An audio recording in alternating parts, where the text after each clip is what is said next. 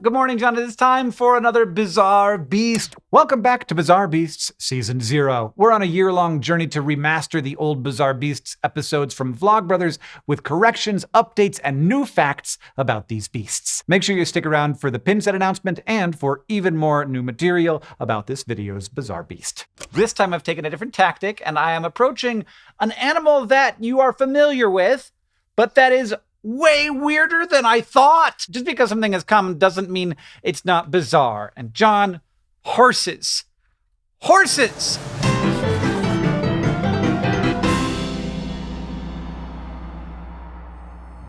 They can't puke. They can't breathe through their mouths. I mean, I'm not saying they aren't beautiful animals, though, in part, they were bred to be beautiful. It's important to note that there are kinda no wild horses. Now, there's two reasons for that kinda. First, there are lots of feral horses. These are wild individuals of a domesticated species, and there are tens of thousands of feral horses in North America. But the second reason it's a kinda is more interesting. In Mongolia, there's a species of horse that went extinct in the wild but has now been reintroduced. It's called Przewalski's horse, or the Taki. And yep, I did pronounce that in the fairly common Americanized way in the original video, but it's more correct to pronounce it as Przewalski's horse. And it's often called the last wild horse. But first, this probably isn't the horse that modern horses were domesticated from, at least not entirely. And second, genetic studies indicate that the Taki might actually be a feral descendant of an ancient domesticated horse. But here's the thing. For thousands of years, wild horse herds and domesticated horse herds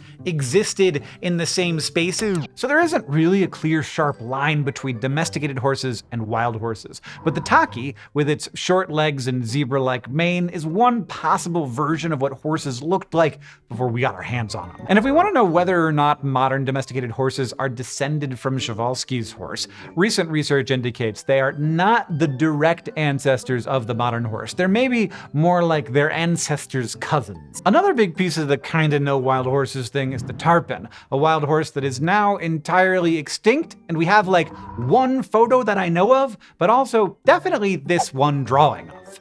Or we could look to cave paintings, because these are actually the only images we have of pre-domestication horses. Now, we often think of horses as being a Eurasian thing, but they actually evolved in North America before barely getting out over the Bering Land Bridge before going extinct. And then we humans brought them back because they were useful, and then they escaped and became wild. And so that famous North American Mustang is kind of an invasive species, but it's also kind of a reintroduced species. As far as I know, that is the only example of that ever happening in history. But I could be totally wrong. Let me know in the comments if you know of another example. All that is very cool, but the thing that really freaks me out about horses is their legs. Okay, a thing you have to understand, all terrestrial vertebrates have a really similar body plan. We have two forelimbs, and we have two hind limbs, and we have a middle trunk, and we have a head on top. And at the end of each limb, we have feet. Okay, in a few species, there are hands,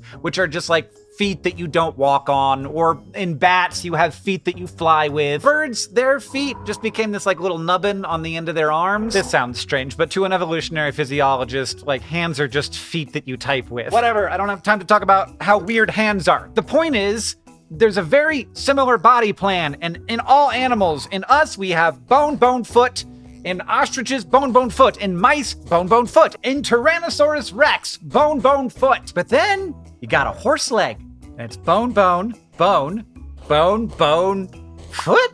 Where's the foot? The species in Equus, which includes horses and zebras and donkeys, are just not closely related to any living species. But in the fossil record, we can see their toes becoming less and less necessary until they are left walking around on just one big toe. Those two top bones are leg bones. All of the rest of these bones are foot.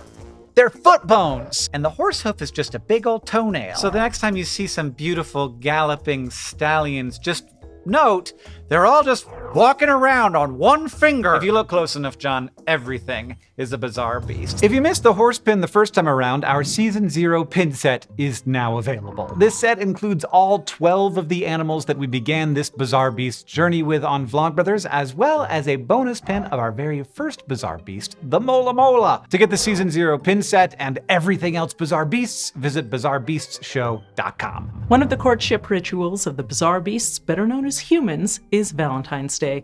And we've turned the art of some of our favorite beasts into Valentines. You can order them now at bizarrebeastshow.com to tell your crush you like them.